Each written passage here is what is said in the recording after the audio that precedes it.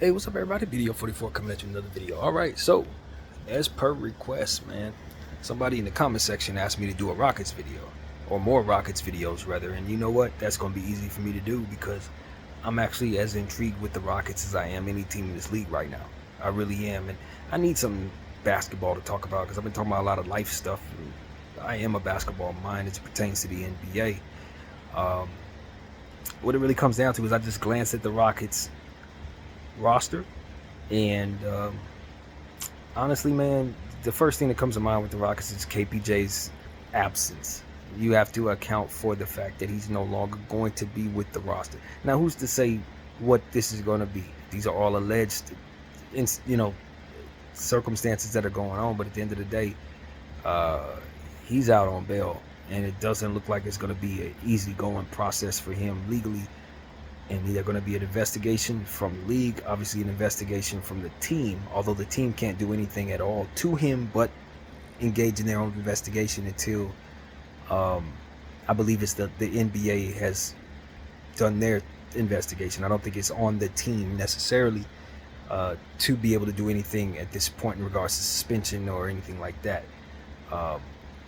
I said earlier that he had signed a $75 million contract. I don't believe that's the case. It was more so 84 or something like that.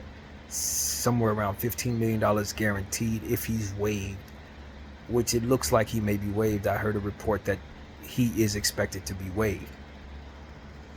So you got to now look at the Rockets and say, could this be an addition by subtraction based on the structure of their roster? And in my opinion, I think so, man.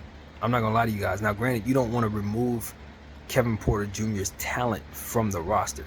But what you did want to do is free up some of those guard spots so that you didn't have much of a log jam in regards to the guard spots. So removing somebody, anybody, probably was a decent idea. I think the Rockets, I'm going to tell y'all what I was thinking about when I was sitting up here shaving my head listening to a Rockets podcast where they were talking strictly about this situation.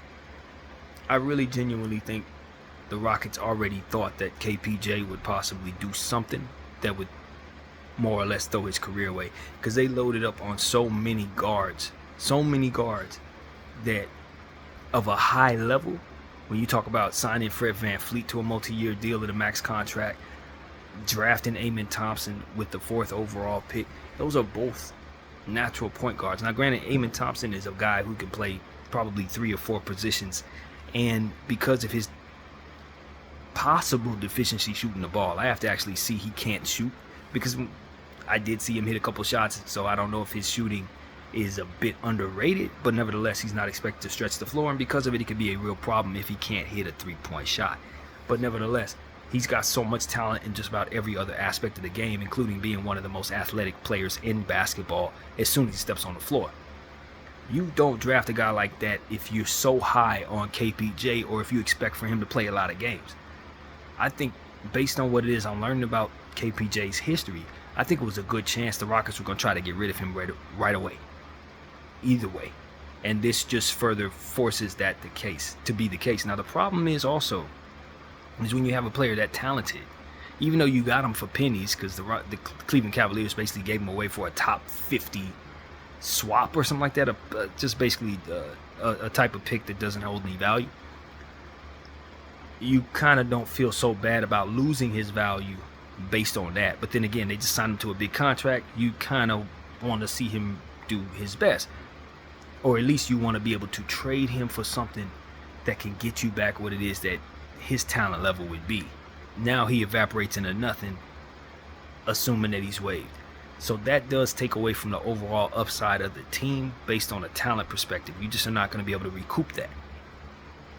But because you have signed such high level talent, and because you did get Cam Whitmore in the late 20s in the draft when he was supposed to be a top 5 pick in the draft, that can make up the difference in that value if you're the Rockets. It almost brings you back to even.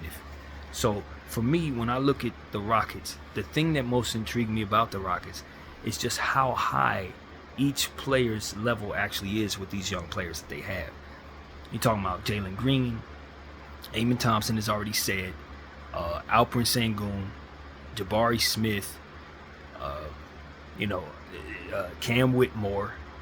They just have really, really talented guys up and down that roster. Now, they did trade away some dudes that I would have liked to see them hold on to. Ty Washington, Josh Christopher, Usman Garuba. Those guys are all elsewhere at this point. But they still have a high level of talent. I know they just picked up Aaron Holiday. I just found out he was on the team. I did not know that. Of course, they picked up Jeff Green, a signing that I don't really necessarily agree with because, as I've mentioned many times on this channel, I just feel like when you have a young team like that, bringing in a Jeff Green, he's going to be serviceable, but you're kind of not going to be able to trade him for nothing. So if I'm bringing myself someone that I can't trade for anything, I don't see that as a plus for me personally. It could be good for roster construction, but ultimately I'm all about value. I look at the overall team. You're bringing in Dylan Brooks and the way that he played in the FIBA World Championships. You got to be excited about his confidence as he comes back to your situation. You definitely feel better about him right now than you did when you signed him. And so you just love what they have from a roster standpoint. The high level that all of those guys can reach can put them in a playoff position. Plus, when you're talking about a coach like Ime Udoka and what he was able to do in Boston before things went south off the court, he got them all the way to the finals with a roster that you could argue has similar upside to the roster that the Rockets have. Even though the Boston Celtics were a solidified team with a lot of talent, guys were already developed, you can see a path where he can get this team to a high level too. Maybe not right away, but the development of these guys should expedite by having such a very strong coach in place.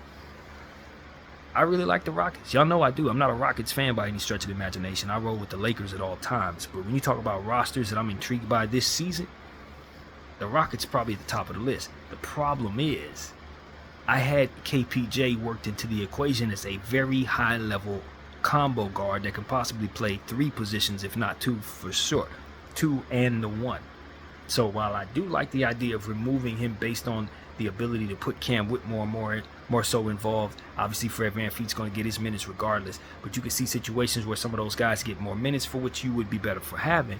But at the end of the day, when you don't have KPJ down there, it does take away from a significant amount of your depth. And depth is something that I was intrigued by in regards to this team. Not as intrigued now. But that doesn't mean that the top 7 or the top 8 players that they have are not good enough to make you feel extremely excited about who they are. My curiosity about this team right now is the athleticism of Jalen Green, Cam Whitmore, and Amen Thompson. Those are 3 of the most athletic players out there right now. So right there, you're going to have highlights galore. And I'm intrigued by the defense of this team as well, because I look at Jabari Smith as a high-level defensive player. Alperen Sengun has done some fantastic things on the defensive end, even though it's a little up and down as to where he's going to be a good defensive player or not. I've seen games where he's had like 6 steals, 2 blocks in the same game, that kind of thing. So you know his upside is basically perennial all-star.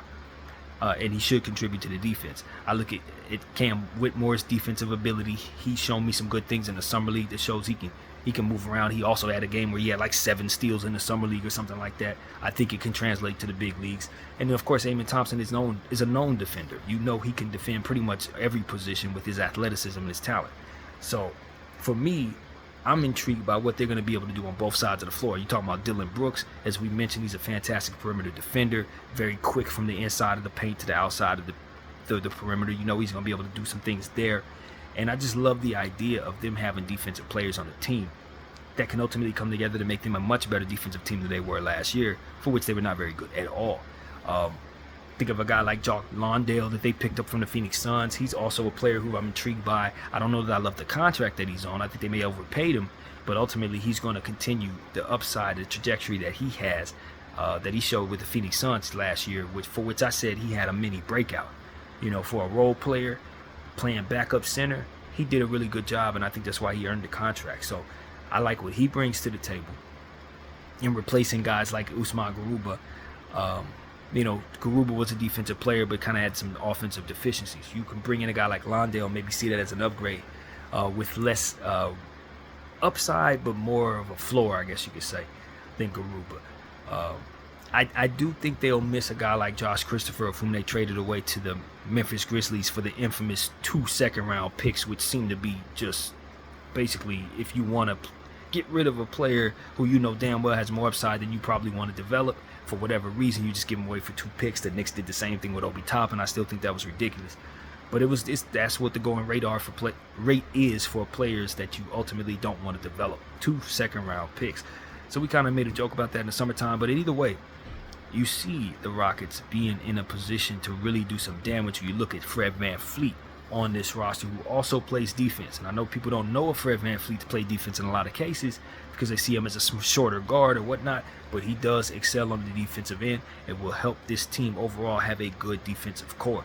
So I love it, man. Jabari Smith and his three-point ability and the jump that he has made, from what I understand, listening to experts this offseason, he has added a lot to his bag.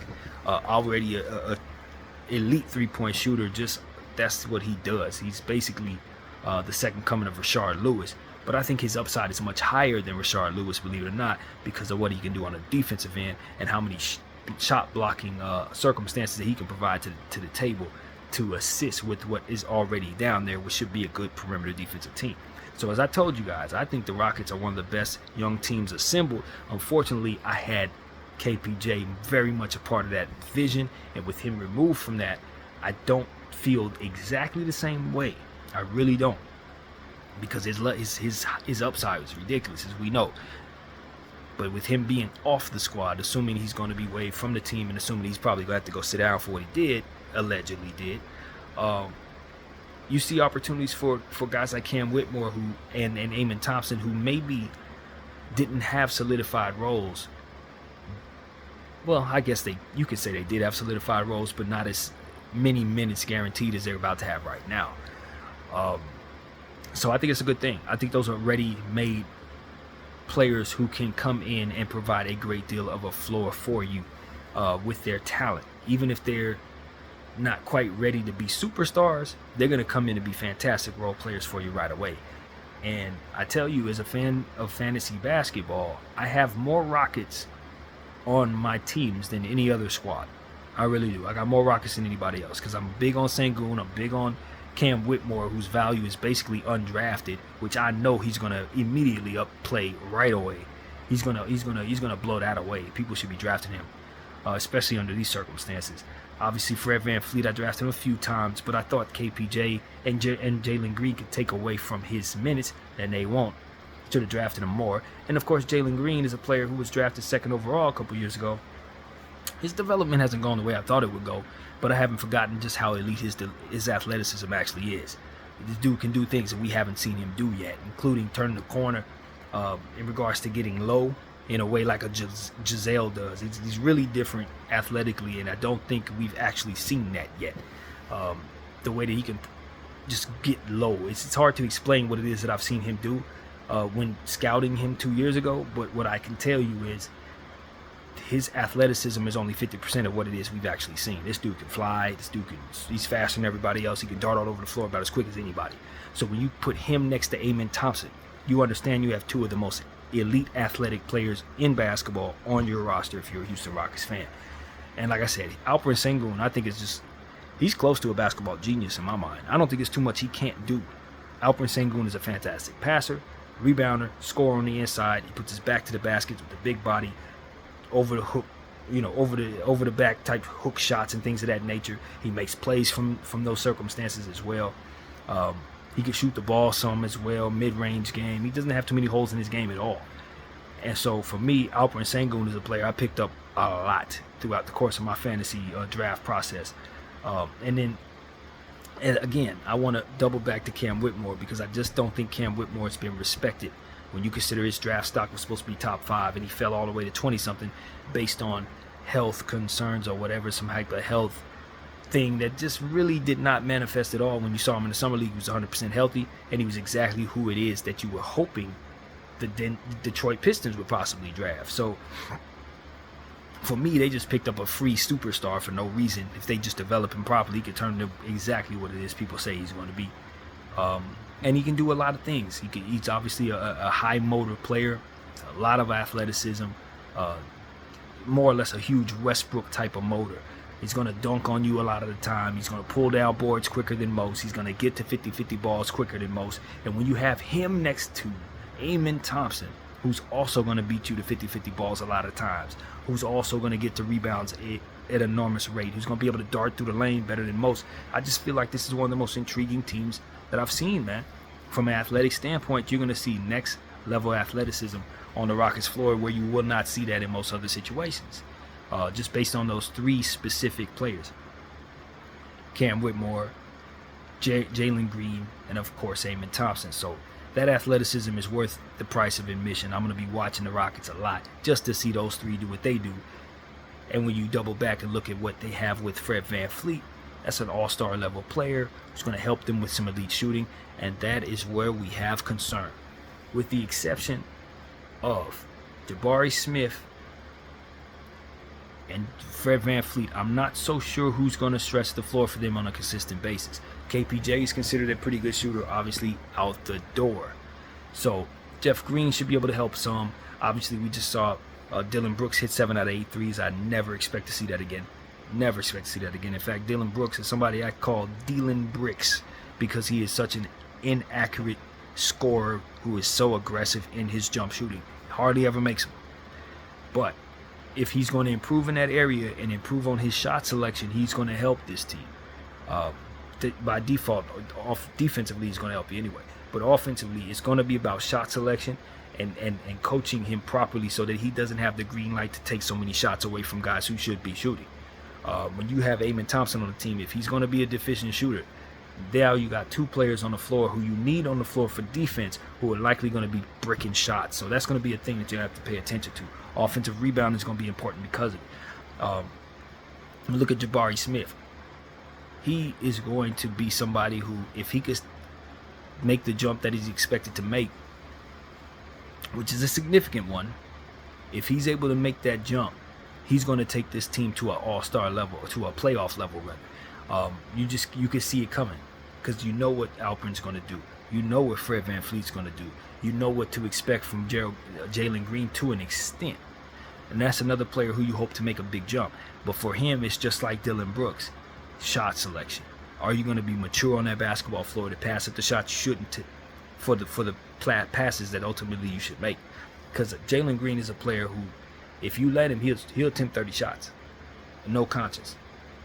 And you probably want him to develop into somebody who could do that on a consistent basis. But right now, it's a lot of people he needs to be also incorporating into that offense so that they can be as dangerous as they're going to be. Running things through Alperen Sengun, running things through Amen Thompson, who's a fantastic playmaker. And likely you're going to have Fred VanVleet also looking to playmake. So the ball movement could be very good for this team because they don't really have too many selfish players outside of Dylan Brooks and Jalen Green, of whom I'm calling selfish, but if they play in a system that they buy into under, of course, Ime Udoka, I'm pretty certain they're going to find good ways of finding that pecking order that's necessary to ensure that the shot selection is balanced for their team. If I'm telling the story, I'm going to have Jabari Smith and Fred VanVleet doing a lot of the shooting there. That's who I really want taking shots. Jalen Green slashing, Amen slashing, getting in the open court. Of course, you want to see them, getting in transition, turning defense into offense, because that's really where they're going to be able to take advantage of their athleticism. And so for me, that's what I also am intrigued by. If they can just get this fast break going off of steals and things of that nature, for which Cam Whitmore and Dylan Brooks should very much help with, and the ability of Jabari Smith defensively, who may end up being their best defender, honestly. You're just intrigued by what they can do with Ime Udoka being a defensive-minded coach. So I know the talent level on this team is good. They do have enough depth to feel good about, even with KPJ and some of the trades that they've made, getting rid of some of that young talent. I'm just curious to know who's getting what minutes as it pertains to Ime Udoka. Who is he going to believe in? Is he going to put an emphasis on the fact that they don't have a whole lot of shooting and maybe try to keep shooters on the floor, maybe play more Jeff Green than maybe you would expect to see, just for the solidified maturity necessary? Or will you see him go with the youth movement and kind of take advantage of that athleticism that ultimately is going to trump just about the entire league? So that's what's intriguing to me as well. You know, I look at Amen Thompson and his playmaking ability. Do you put the ball in Amon's hands and allow for him to dart around and do whatever he wants to do? If you do, you may win games doing so, because at the end of the day, people are gonna find he's one of the most unguardable players out there, just because he's so fast. When we think about a guy like in football, you think about a guy like Tyreek Hill and what he's turned into and how dangerous he is of a player because nobody can keep up with him. I think Amen Thompson could potentially be that type of player in the NBA based on his very, very elite athleticism and very elite agility. When you study Amen Thompson, you realize this dude can dart in and out of the lane and dribble his way around people in ways that most cannot. I'm not saying he's Kyrie Irving, but he's going to get in the lane, and it's going to be because he's just faster than everyone else, and his body type and his conditioning should allow for that to be the case. He's a ready-made player, and that's another reason why I like what the Rockets have done. A lot of times when you get rookies, look at a guy like Brandon Miller, Grady Dick. Some of those guys are going to have to wait. You're going to have to wait on them for their athleticism and their conditioning to catch up. I don't think that's going to be a problem with Cam Whitmore, and I definitely don't think that's going to be a problem with Amen Thompson. Those guys have already shown me that they should be able to bang with some of the vets in this league. They shouldn't have problems being able to match the physicality necessary. A guy like Cam Whitmore, was he 230, something like that, and all muscle, all speed, quick-minded and quick feet. You just got to know what they're putting on the floor when you talk about athleticism. And the intriguing thing about that athleticism is what complements it with that front court duo of future all-stars in Alpi and, of course, Smith. So it's like, for me, I like having Fred VanVleet on this team. But if everybody develops to who they need to be, I'm not sure I'm not shopping him in a year. Because at the end of the day, I'm going to want to... If Amen Thompson turns into what I think he's going to turn into, that's my point guard. I'm putting the ball in his hands. He's like a 6'8" point guard who's going to look to make fantastic passing plays for everybody. I like the idea of him having the ball in his hands if he can hit a jump shot. Now, if he can't hit a jump shot, it's going to turn into a Ben Simmons type of situation, because at the end of the day, you're going to be able to crowd everybody else because they can play off of him around the perimeter. So you don't want him to be bashful from behind the arc, and you definitely don't want him to be shooting 10 and 12% from behind the arc. He's got to be able to shoot them, and he's going to have to be able to make them. So that's going to be a big thing for Amen Thompson, and that's one of the reasons why you pick up Fred VanVleet, just in case it doesn't go well and he turns into someone that the NBA plays off of and is rendered useless. At least you got somebody like Fred VanVleet who can ultimately make up for that. But I use the word useless frivolously, knowing that there are more ways for him to attack this game than to just be somebody who's getting played off of, like Russell Westbrook was with the Lakers, or like Ben Simmons is often played off of. It's not going to be the case with Amen Thompson, simply because he's going to be able to attack the game in ways that those guys probably not going to be doing right now. Well, I say Russell Westbrook definitely, but he's taller than Russell. So his athleticism is going to translate a bit better. You can move him into different positions if you don't want him to play the one, and he can still do things playmaking wise and defensively that's going to help you, and catching lobs and stuff like that, blocking shots with his athleticism. I'm just extremely intrigued with Amen Thompson, regardless if he's a good enough shooter or not. I think you can still find ways of getting the most out of him, so long as you know how to slot him properly. Maybe you put him at the 4 if he turns into a poor shooter. Because some forwards don't shoot at all. You could just kind of have them park it in different spots and just kind of do their thing that way. But at the end of the day, I just know that there are a lot of ways you can kind of slot this team. They're so very versatile. Alperen Sengun is a player that I probably don't want to play outside of the 5. I may be able to get away with playing him at the 4, but I'll probably keep him at the 5. But just about everybody else can slot up and down. I think you could play Jabari Smith the 5 or the 4, maybe even some 3, depending on the situation. Dylan Brooks obviously could play some 2, some 3. You could put Fred VanVleet at the 1. He's a little short to play the 2, but he's definitely somebody who can play the 2. Off-ball shooter, he's going to be fine doing that. Green, you could play at the 2, 3, maybe even the 4, depending on how you feel about that. And like I said, Amen Thompson can play pretty much 4 positions. Cam Whitmore can play pretty much 4 positions. I'm curious about Cam Whitmore's playmaking, because I think he's going to be a decent playmaker as well. He's going to be somebody who helps the ball movement, not hurt that. I don't look at him as a selfish scorer. He does tend to put his head down like a bull in a china shop, kind of attack the paint a little more than you want him to. So one thing that I'm looking at in regards to Cam Whitmore is his discipline in not drawing fouls. I'm a Laker fan who grew up watching guys. Well, no, I'm not gonna say grew up. That's not the right way to put it. We drafted a guy by the name of Julius Randle. Plays for the Knicks right now. We know him. Fantastic player, all-star level player. But watching him develop was a very difficult thing for me because he tended to get 2 offensive fouls a game back in the day. Two a game. And it was because he put his head down and he just charged into people because he was able to do that with his motor and his athleticism and his strength. He knew he could bull people through. But it took him a while to understand that this is a flopping league. Cam Whitmore is going to have that discipline. If he has that problem, he's going to get in foul trouble and he's not going to be very helpful for your team. You're going to end up using other players instead. So he's going to have the discipline that a guy like Juju didn't have, to where he has that body and he has that ability to jump over you, dunk on you, and jump through you. But this is a flopping league, and they will take advantage of that on him. So that's really intriguing to me. You got to make sure that you do not lose sight of the fact that they're going to be flopping off you at all times.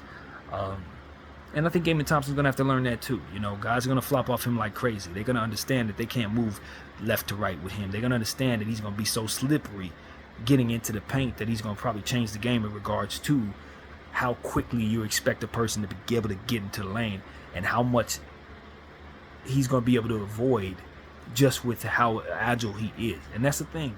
That's really the thing, man. When studying that kid, you can put a double team around him and he's going to dribble around him, dart through him in ways that 99% of players just cannot do. It's extremely intriguing, extremely athletic, and I could argue he may end up being the most athletic player in the NBA. I really believe that. Amen Thompson, the quickest twitch player I've ever seen, arguably. He's up there with Jalen Green, up there with Kyrie Irving, whoever comes to mind. He's about as quick as any of them, man. And he can just split a double team with the best of them, just probably split a triple team with the best of them. So that's going to be intriguing, watching him dart into the lane and try to avoid those flopping situations, try to avoid these defensive players that they're going to put on him. And because he's so fast and because he's so big, I think he's going to be a mismatch nightmare for a lot of teams, man. You ain't going to be able to just put a regular willy-nilly kind of dude on him. He's going to get around him, and he's going to score on him rather quickly. Agile with both hands and things of that nature. He's a much better basketball player than people are playing him for, and it's because we put such an emphasis on three-point shooting, and that's not a strength of his by any stretch of the imagination. But I'm telling you, he is a candidate for Rookie of the Year because of the fact that KPJ is now out the way and the minutes will be available to Amen Thompson. And so I'm intrigued, man. Like I said, it's going to be easy for me to talk about the Rockets because I know what they have, and what they have is going to shock some people who are not expecting them to be any good. Now, I'm not saying they're going to win 60 games or nothing like that. I ain't saying they win the dang championship. Then that's not where they're at. But what I am telling you is they have the talent to develop and the coach to develop into something like that over the next 3 years. And if they happen to come out the gate a winning basketball team, it won't shock me. It will not shock me. Now, when you bring Dillon Brooks and Fred VanVleet together to lead the way, Dillon Brooks is not a player I'm super high on, but he did show us a lot in FIBA World Championships. And given the fact that he did it in the biggest moments, given the fact that he was the guy saying I'm poking bears and all that, and then ultimately end up tucking his tail against my very own Los Angeles Lakers, for which we're very proud of. At the end of the day, he was able to redeem himself in a very dramatic fashion in those World Championships. And because of it, I think he's coming in a very, very confident basketball player who's found his swagger that he ultimately had before everything went bad. I think he's going to be a better player with the Rockets. Although I like the coach of the Grizzlies, whose name ain't coming to mind right now, I think Ime Udoka may be able to reach him and have him be in a better situation. And ultimately, the talent around Dillon Brooks right now is going to be very, very complimentary to what it is that he's about. So long as he doesn't overshoot. You got to reel it in, Dillon. That's going to be the biggest thing, man. The worst thing for the Memphis Grizzlies last year, and the year before that for that matter, was Dillon Brooks' shot selection. So that is where it comes down to. He's going to have to discipline himself to only attempt maybe 8 shots. And if he can't hit over 50% of them, he's going to have to look to be a playmaker more so, or look to get in the paint and score that way. But he cannot be a guy that wants to take mid-range jumpers, bricking them 6 out of 17 like he used to do with Memphis. It's going to hurt the Rockets. They're a young team, and they got options, so they will sit you. When you talking about Fred VanVleet, Green, and Amen Thompson, there's no room for Dillon Brooks to be acting up in any way. There's no room for that. You will not play, bro. So that's what I would tell him. You know, Ime Udoka ain't going to pull no punches. He's going to want the best defenders on the floor, so that can help Dillon Brooks because he's definitely one of their best defenders. But he's not going to want to see bad shot selection. I already know that. Same goes for Jalen Green. This is a very serious lob threat team. Very serious. And the funny thing is, their center's probably the least lob thready guy they got. Well, Fred VanVleet, of course, but you know what I'm trying to say. Cam Whitmore, Jabari Smith, Jalen Green, Amen Thompson, they're all going to be lob threats, man. And they all can pass to one another. So like I said, them in the open court, super deadly. Them in fast break situations, unbelievably deadly, man. And so I don't know about their half court. Well, yeah, I do, because Alperen Sengun is a fantastic half court player, and they're going to be versatile enough to put themselves in positions to ultimately be able to play both fast and slow if you need them to, depending on who they choose to play. The versatility of this team is intriguing in that way. You can put a lineup on the floor with Jeff Green, Alperen Sengun, Fred VanVleet, maybe Cam Whitmore, and Jock Landale or something like that, and have a half-court situation. Probably wouldn't put Sengun and John Landale on the floor together, but you get what I'm trying to say. You can do a lot of different things to have yourself a half-court team, so they don't have to necessarily be fast break eccentric in my mind, but they will, in theory, be most deadly in the open court. So yeah, that's what I'm interested in seeing. You talk about what Fred VanVleet's going to bring to the table. It's an all-star level player, man, who does have defensive intangibles at a high level. So the two-way ability of a guy like him, coupled with the two-way ability of Amen Thompson, two-way ability of Jabari Smith, gotta love it, man. You gotta love what the Rockets are putting on the floor this year. And if Ime Udoka can get all these guys to just buy into whatever system he's gonna run, and buy into the idea that they're gonna have to sit some, you know what I mean? Guys ain't gonna always get the minutes. You're not gonna always get the shots. If they can buy into their roles, I don't see why this Rockets team can't win 40 games this year. I don't see why they can't. It's going to be a rough Western Conference, but some of these Western Conference teams are just not going to be able to stay in front of these athletes. They just not. You know what I mean? I look at my Laker team, some of our guys, I don't know how we're going to stay in front of Amen Thompson. You know what I mean? I don't think we have the athleticism, to be honest with you. And so that's going to be a thing. You know, can these teams stay in front of these guys? And can they keep a guy like Alperen Sengun from taking a huge jump and destroying him himself? Because he's a guy who could take over a game by himself. You could watch Alperen Sengun go for like 18 points, 15 rebounds, 5 steals, 6 assists. Like, he's capable of doing stuff like that. And then with Jabari Smith, he's going to take the jump that I think he can make. He might average like 19, 20 points this year. So you see high scoring coming from this team. If you figure Fred VanVleet's going to average his 18 points, probably something like that, maybe a little more than that, depending on how the shot selection goes. If Green, Jalen Green, is able to make the jump he's expected to make, he's going to be an elite shooting guard one day. You know what I mean? Elite. If he can just develop where he needs to develop, basketball IQ-wise, maturity-wise, defensively, can he really let his athleticism shine on that side? Can he turn into a much better playmaker since he has so many players around him who are going to be capable of hitting shots? Is he going to be more unselfish than he has been in the past? And as I was listening to the Rockets podcast that I was telling you guys about, KPJ was his best friend on the team. So is that going to affect him in some way? Will they look to move him?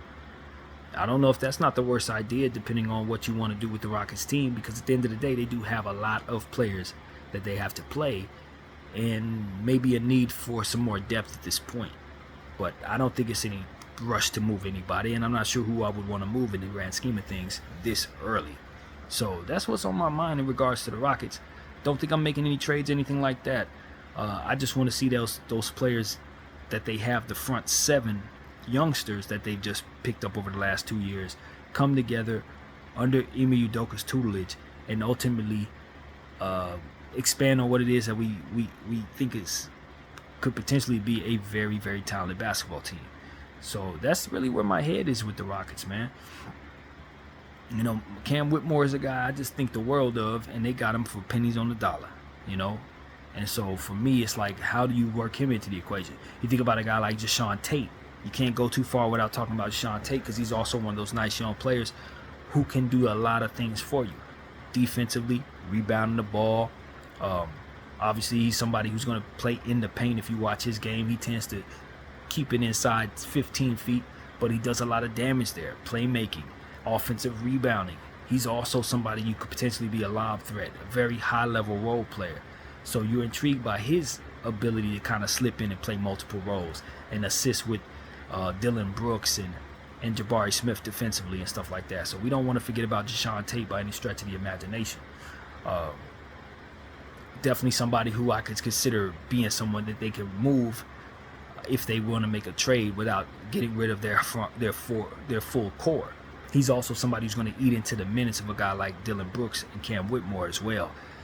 But I think personally, from where I'm sitting, I think Cam Whitmore is probably going to win that job in the long run. Maybe not right away, but I do think that Cam Whitmore will ultimately outplay him eventually.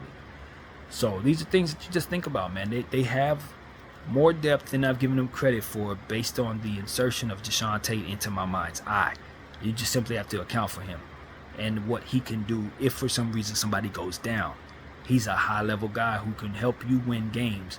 If for some reason Cam Whitmore is not there, Amen Thompson's not there, Dillon Brooks, etc. So, again, that's what it's about. And when you consider Jock Landale being at the center position, Jabari Smith can play some center as well. Alpe's definitely your solidified center. You have depth. So, I love it, man. Versatility, depth, the ability to play different ways, potentially.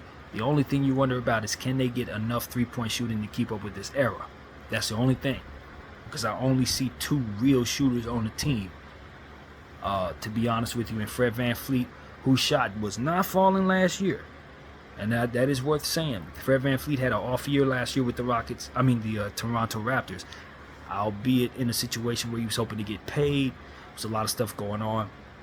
The team had a system with Nick Nurse that, from what I understand, didn't really cater to the offense in a way that you wanted to see.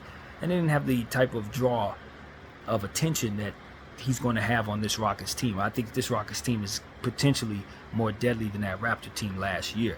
So it should be more open shots for a guy like Fred VanVleet. It should be more playmaking opportunities to get assists off other guys.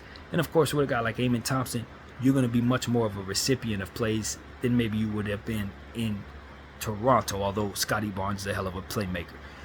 All in all, I just think he's going to be more so of a solidified scorer for the Rockets.